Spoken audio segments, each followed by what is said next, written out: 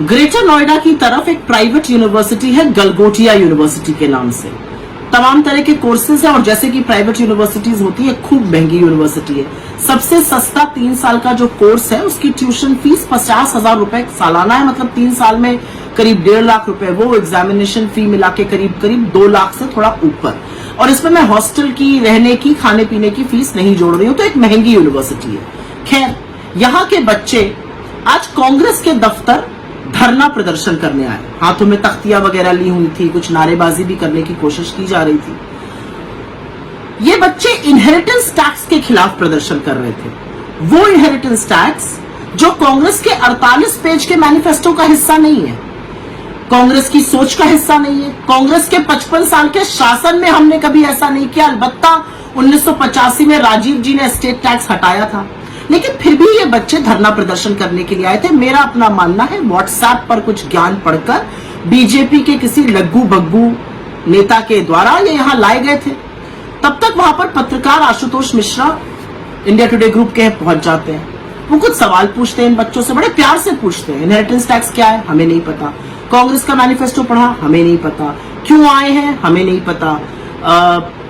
तख्ती पर क्या लिखा है, तख्ती पर अर्बन नक्सल लिखा था, अर्बन मैक्सवेल पढ़ा जा रहा था। तो ये असलियत थी इन बच्चों की। इनको कोई जानकारी नहीं थी, इनको सत्य का कोई एहसास नहीं था, इनको ये भी नहीं पता था ये वहां पर क्यों लाए हैं। ये भेड़ बकरी की तरह भेड़ चाल में शामिल होकर किसी लग्गू बग्गू बीजेपी के नेता के द्वारा जरूर वहां लाए गए होंगे। लेकिन इनको देखकर मुझे गुस्सा नहीं आया।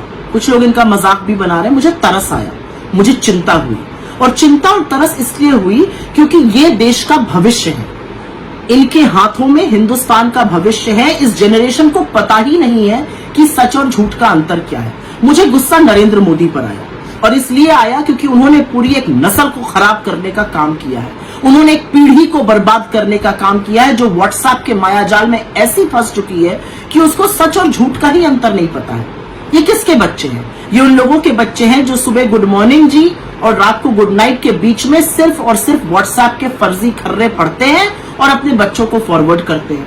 खैर, गलगोटिया यूनिवर्सिटी के सीईओ कोई ध्रुव गलगोटिया नामक सज्जन है, उन्होंने एक स्टोरी शेयर करते हुए कहा कि वो कितने प्राउड थे कि गलगोटिया यूनिवर्सिटी के बच्चे ग्लोबल टॉपिक पर इतनी कॉन्फिडेंटली बात कर रहे थे। तो मान्यवर, कोई ग्लोबल टॉपिक नहीं था, बीजेपी का फर्जी व्हाट्सएप फॉरवर्ड पे बात कर रहे थे।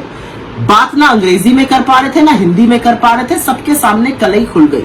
असलियत यह है कि आपकी यूनिवर्सिटी को शर्म से पानी पानी हो जाना चाहिए कि आप एक ऐसी नस्ल को पढ़ा रहे हैं, एक ऐसी पीढ़ी को बर्बाद कर रहे हैं जिनको आप व्हाट्सएप के फर्जी ज्ञान और सत्य में अंतर नहीं दिला पा रहे। ये चिंता का विषय है, ये हंसने का विषय नहीं है।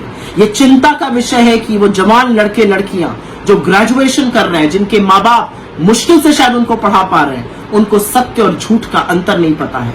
इस माया जाल को अगर तोड़ोगे नहीं तो उस भारत का हिस्सा बनते जाओगे जो सिर्फ फोन पर बेकार के खर्रे पढ़ता है, फर्जी ज्ञान लेता है, और जब नौकरी की बारी आती है तो उसको पकौड़े तलने की सलाह दी जाती है।